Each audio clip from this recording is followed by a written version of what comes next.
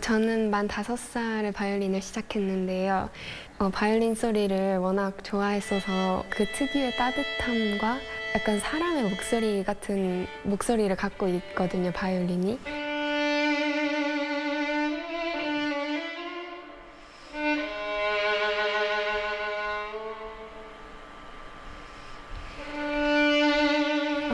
저는 무대에 올랐을 때보다는 이제 혼자 연습할 때 더 큰 희열을 느끼는데 제가 표현하고자 하는 음악이 잘 나왔을 때 그때 가장 큰 기쁨을 느끼는 것 같아요. 그래서 저만의 색깔을 어떻게 하면 찾아갈 수 있을까 그걸 제일 많이 고민하는 것 같아요.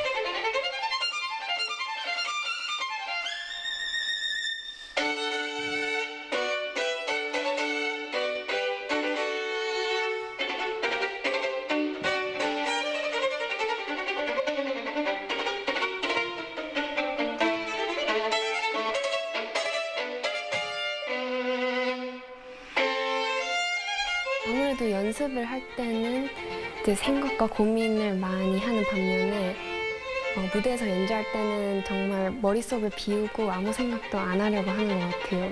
무대에서는 자유롭게 콩쿨 무대도 저만의 독주라고 생각하는 자세를 가지려고 하고 있어요.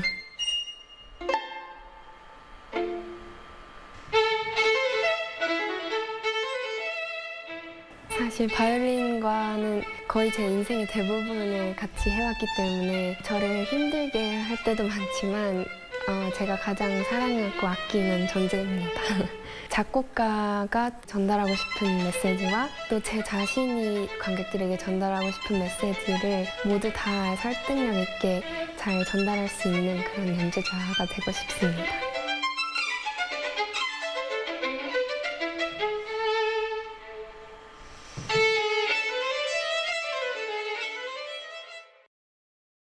How to survive in Korea. Cafes. Step 1. Find a seat. Before ordering, find a seat.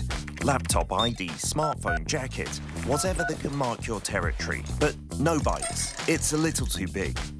Step 2. Pick up. We do not ask or call your name. We call out, B69 고객님. The buzzer will vibrate when your order is ready at the counter. Wait, got your straw? Keep the top of the wrapper on. Doing this is more hygienic. Step 3. Cafe etiquette. If you need to use your laptop, find a seat next to a socket. No extra charge for using electricity. But if you're staying over 3 hours, how about ordering another drink or dessert? Step 4. Last bite standing. There's a mysterious custom in Korea. The last bite standing. When there's about 1 bite left of that cake, nobody will go for it. You might be tempted, but don't be hasty. Right before you get up, take the last piece saying that you simply can't waste food, or just leave it. It will save a few calories. Did you survive at the cafe? Did someone behind the counter catch your eye? Go for the same drink every single day. 오늘도 아이스 말차 라떼 드실 거죠? You might make an impression.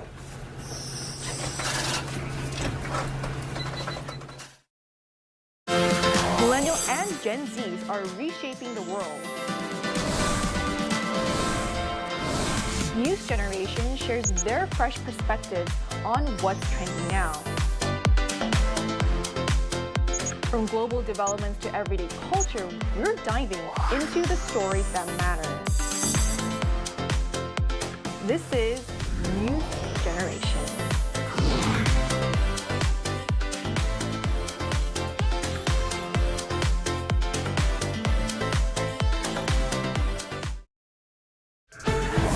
Held its first debate over the weekend. The economy is expected to expand 2.5% this year. Boosting Korea's ties with its global partners on the sidelines of the Status UN summit. A massive drone attack on Ukraine overnight on Monday and Tuesday.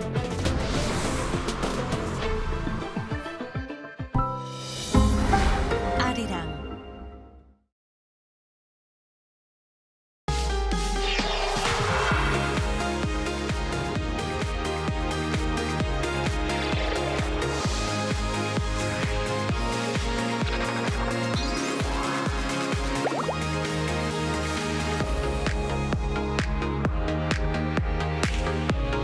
환영합니다. welcome to a new week on K-Culture Dive, where we dive deeper into the heart of Korean culture with K-entertainment issues, AI culture news, K-culture and photos, and today we connect to our K-correspondent in Argentina for a BTS-related event. And I'm your host, Kwon So-wa. Let's dive in. Joining me this Monday is my co-host Walter Lee in the studio. Hello, Walter. Hello, Soa, and hello to the viewers watching. I'm Walter Lee, here to give you the latest in Korean entertainment and also to co-host alongside Soa. And Walter, we are kicking off the new week in purple again. Again, we do look really good. I guess that is related to, today's keyword. BTS. And that is also the keyword for the first K-Enter story. Yes. So, get started. Yes, let's get started with, of course, BTS. And BTS have made a powerful comeback after a wait of 3 years and 9 months with their fifth full-length album, Arirang, taking the global music industry by storm. Now, the album not only dominated Spotify's charts, but also recorded nearly 4 million physical sales on its release day alone. Now, according to Spotify, the album topped the global daily top songs chart with the title track, Swim, reaching #1, while all other tracks from the album filled the positions through to 14. So that's obviously extremely great for the album.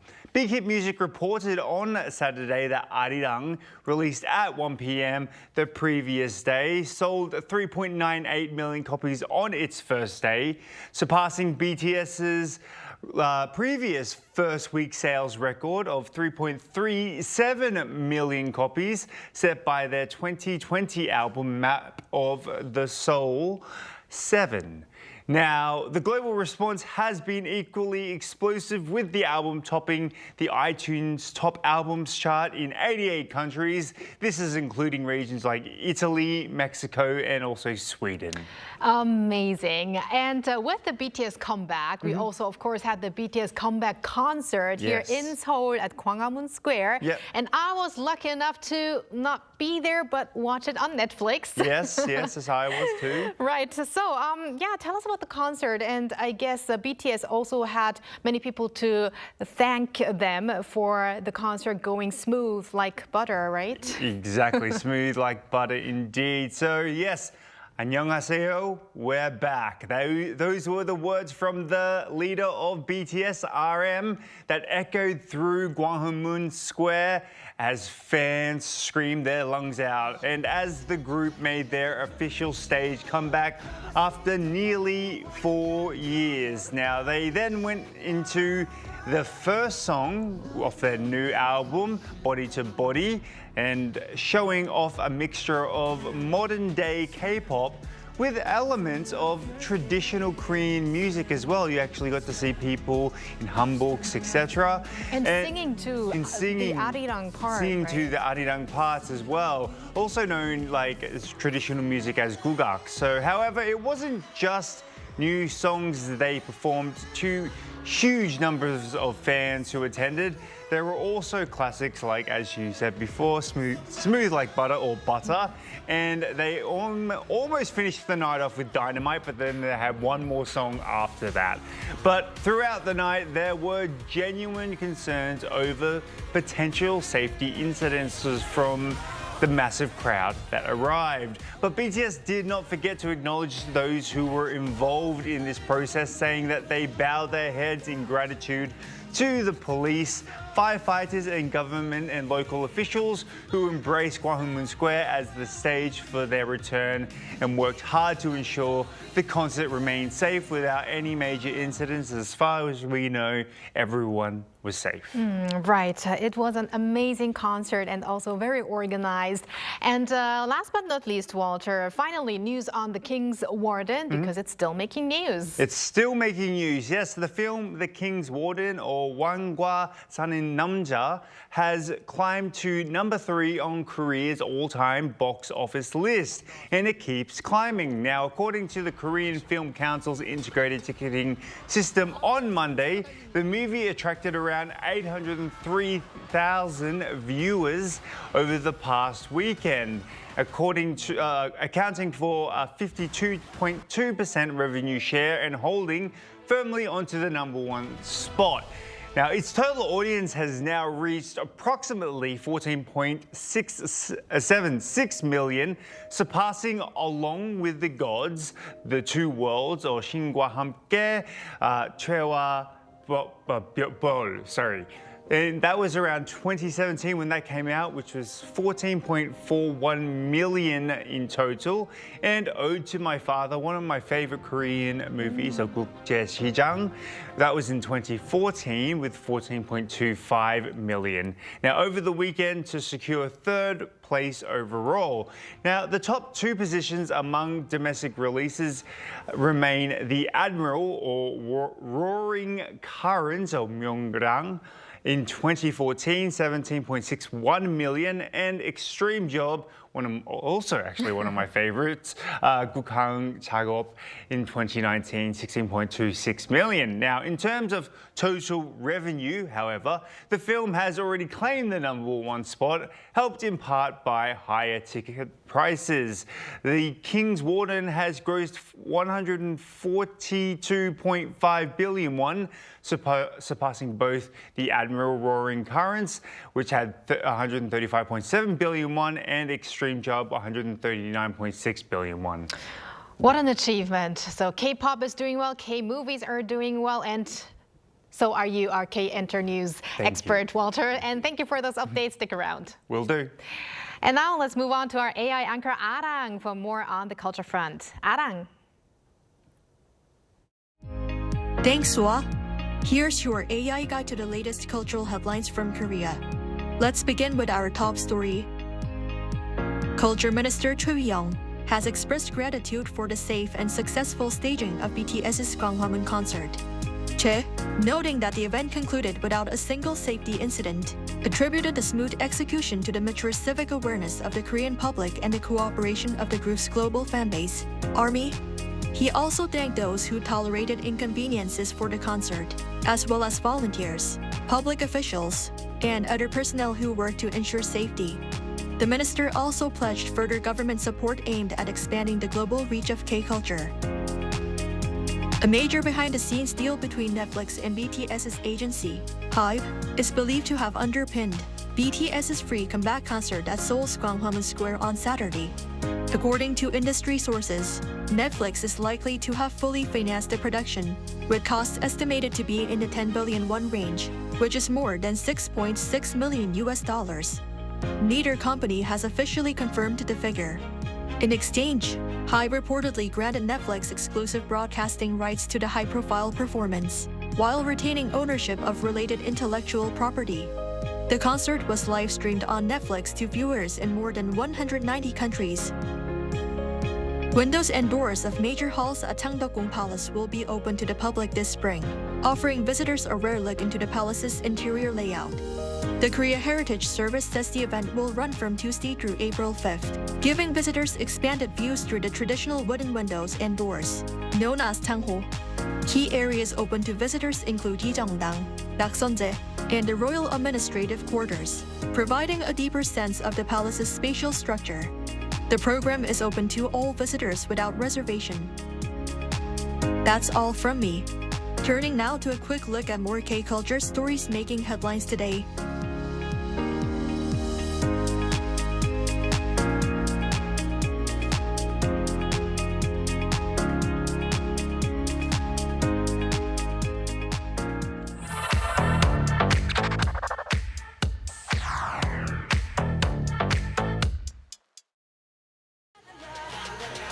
Through a single photo at a time, we take a closer look at culture in Korea. This is K-Culture in Photos. You might have heard this word in K-pop, Kalgunmu. It literally means knife-like choreography, describing highly synchronized group dancing where every move is executed in perfect unison. In fact, Kalgunmu has become one of the defining symbols of K-pop. And this isn't just about dancing well, it's about moving as if the entire group shares one body, one rhythm. And when it comes to Kalgunmu, one name stands out globally: BTS. Take a look at their performances. From sharp angles to perfectly matched timing, every movement is incredibly precise. Even in complex formations, they stay completely in sync, creating visually striking patterns on stage. They also showcased this signature Kalgunmu at their recent Gwanghwamun comeback performance. That level of precision is what defines Kalgunmu. These glowing light sticks are known as army bombs, the official cheering lights of global K-pop group BTS. Whether alone or together, fans proudly hold them up, lighting up their own moments as part of something bigger. But ahead of BTS' upcoming concerts, demand has surged. On resale markets, prices have skyrocketed, reaching as high as 330,000 won, or around $250. Search interest has spiked, and in some cases, items are sold out within minutes, not just in Korea, but around the world. It shows just how powerful the fandom known as ARMY has become, a global community built around shared passion and connection. And when thousands of these lights come together, they create what fans call a purple ocean. As we saw and will continue to see at major concerts like the one in Gwanghwamun that took place on Saturday, these lights shine even brighter together. A new documentary featuring global K-pop icons BTS is about to be released. Even from the teaser alone, you can feel the emotion, and just reading the captions in these scenes already feels deeply moving. Let's take a closer look at one moment. In this scene, the leader of the team RM says, "We are trying to find out what makes us BTS." It captures their ongoing journey, a sincere, introspective search for identity even after reaching global success. In other scenes, we see them sharing meals, creating music together, and reflecting on who they are as artists and as a team. In the teaser, we also hear lines like, "It feels like we've returned to where we truly belong." Perhaps naming their album Arirang reflects a desire to reconnect with their roots, their identity, and the emotions that define them as artists. These quiet, honest moments make the story even more powerful. Now, the documentary will be released on March 27th. Will you be watching? This large-scale message, now displayed in Gwanghwamun, celebrates the return of global K-pop group BTS. Known as the Gwanghwamun signboard, it's a public message space that shares seasonal phrases of hope and reflection with citizens. This time, it features a line inspired by BTS, a story that began with me until it resonates across the world. Born in Korea, play for the world. It also connects with the season's theme, spring, the miracle we know best. Together, they delivered a message of growth, encouraging everyone to pursue their own path and reach beyond boundaries. And this isn't the first time BTS has appeared here.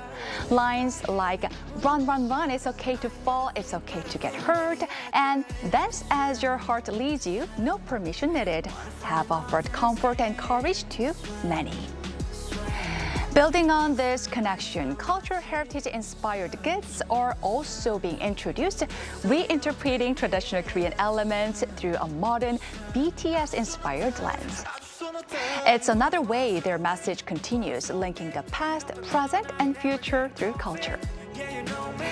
With their new album and comeback, we look forward to another journey together with BTS and with the world.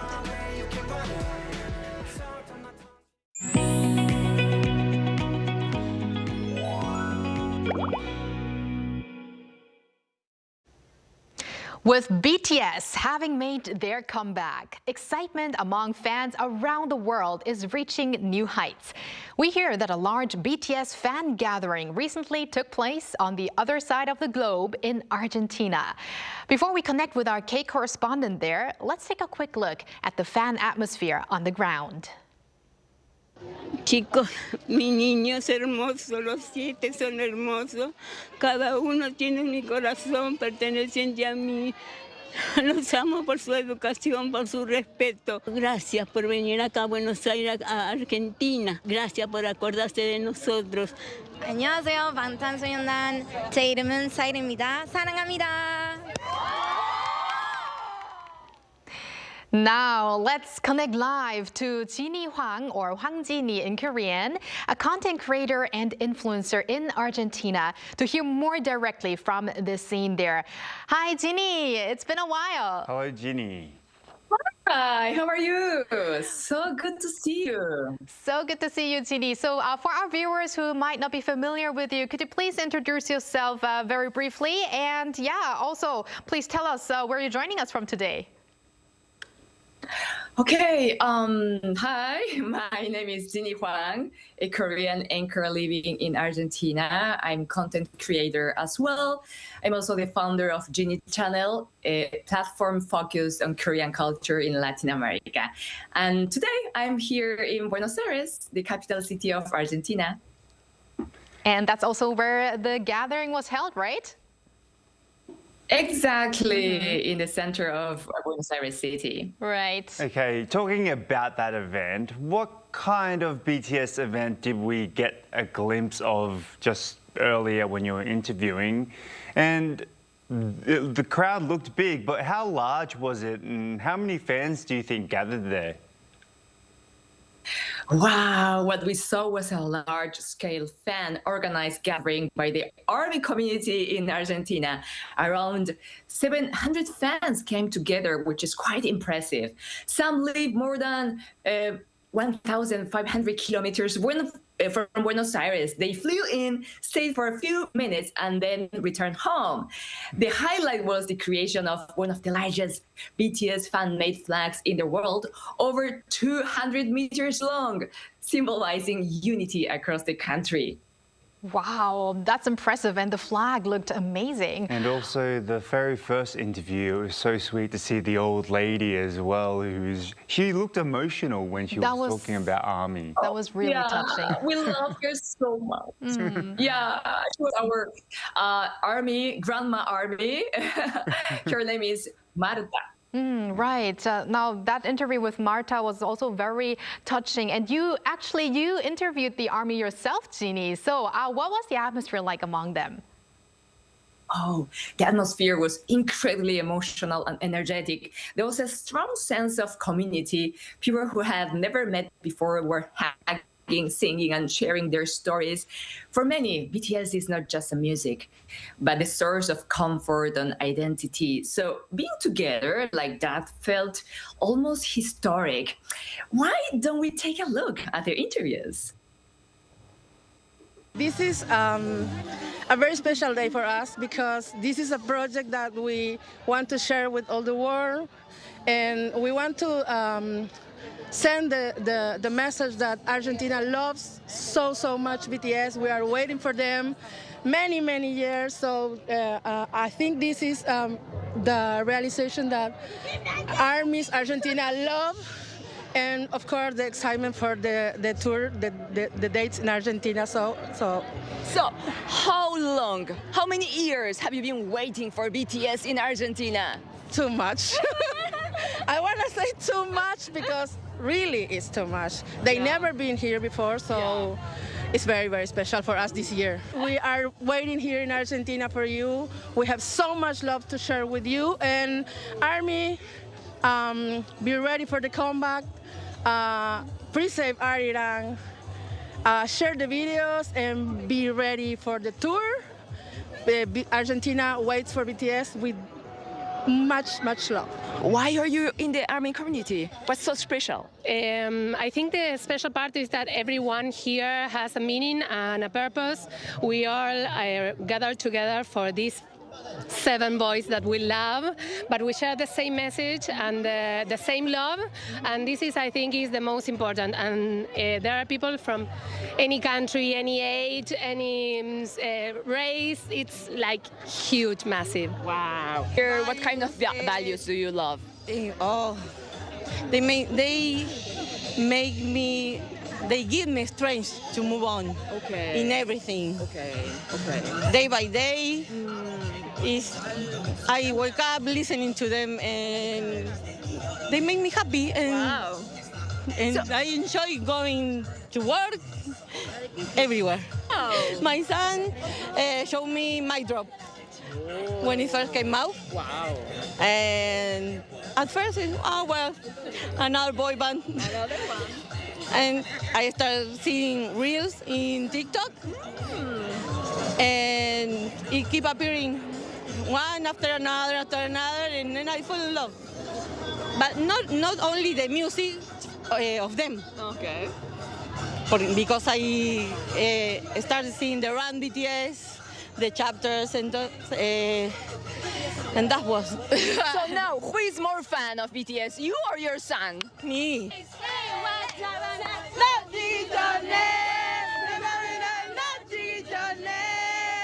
what you want, say what you want.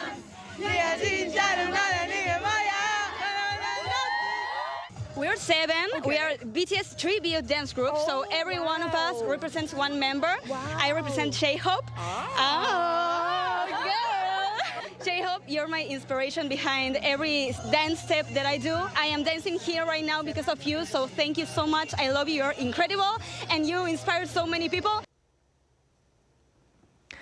Wow, amazing atmosphere there. I mean, even without BTS at side, just having the fans gathered there, you can definitely feel the great vibe there. But Ginny, BTS will also be holding their first ever concert in Argentina as part of their world tour there. And some fans are even calling it a cultural event. So how strong is the excitement right now? Oh, the excitement is on another level. It truly feels like a national event rather than just a concert. Fans have been waiting for years, and now that it's finally happening, there's a mix of anticipation, emotion. It's not an exaggeration to say the entire K-pop community is mobilized. And correct me if I'm wrong, like K-pop has slowly becoming more popular in South America. Like there's been a lot of bands now using South America as places to go to. I mean, NMIX was just recently at a very big festival in South America. How has BTS influenced young people and, as we saw earlier, some older people and pop culture in Argentina? And how do you see their impact beyond the music? Oh, yeah, absolutely. BTS has had a deep cultural impact. They've influenced fashion, language. Many young people are learning Korean and even values like self-expression and mental health awareness. They've also opened the door for Korean culture more broadly, including food, beauty, and entertainment. And Ginny, Argentina's BTS fandom is known for being highly passionate. When BTS performs in Buenos Aires this October, how do you expect the atmosphere in the whole city to change? Wow, Buenos Aires will completely transform. You'll see the city turn purple, fans wearing BTS merchandise everywhere, public spaces filled with music and gatherings. Hotels probably will be fully booked, tourism will spike, and even people who are not fans will feel the impact. It will become a visual and cultural phenomenon. Yes, and we're also curious about the unique characteristics of Argentinian fandom. We saw some in your interviews. Are there any distinctive cheering styles or fan culture? And are there any particular BTS members or songs that are especially popular locally? Oh, Argentine fans are very expressive and loud in the best way. They bring out like a soccer, football like energy to concerts with coordinated chants and emotional singing. And of course, they love BTS them all, every member. All right. And what about the new album, Arirang, then? How is it being perceived? And Jinny, what do you yourself think about it? Oh, Arirang has been very well received here. Fans appreciate the blend of traditional Korean elements with a global sound. It feels both nostalgic and innovative. Personally, I think it's a very meaningful project. It reflects BTS identity and their ability to connect cultures with resonate strongly with audiences here in Latin America as well. All right, and before we let you go, are there any other K-pop events scheduled in Argentina in the near future? Oh yes, K-pop's activity in Argentina is growing rapidly. We're seeing more festivals, dance competitions, and fan events throughout the year. There are also appearances by newer groups at international festivals like Lollapalooza, Argentina. More brands and institutions are starting to collaborate with K-pop related initiatives. It's definitely expanding beyond just fandom into a broader cultural movement. All right, we're looking forward to all of the other events happening as well in Argentina. And thank you very much, Jinny, for connecting with us today and also for that wonderful coverage. And yeah, keep in touch. Thank you. Thank you, Jinny. Thank you. See you soon. And thank you, Walter, as always. We're going to see you soon as well. I'll see you soon. Thanks for your interest in everything K-culture. Please tune in again tomorrow, 2 p.m. Korea time. Keep diving.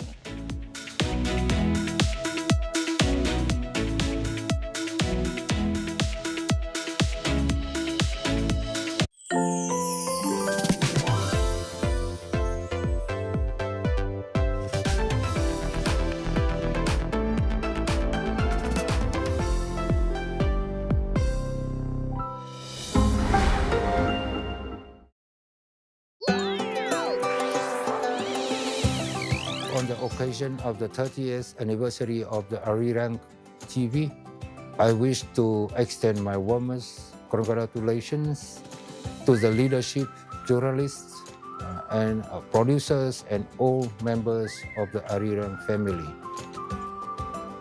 Over the past 3 decades, Arirang has played an important role in introducing Korea's culture, society, perspectives to the audiences all over the world. I sincerely hope that Arirang TV will continue to grow, to reach wider global audiences, and make even greater contributions to the dialogue and mutual understandings among the nations over the world.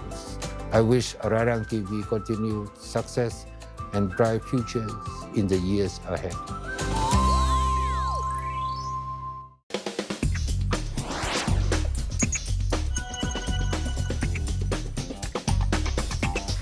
Gonna stop the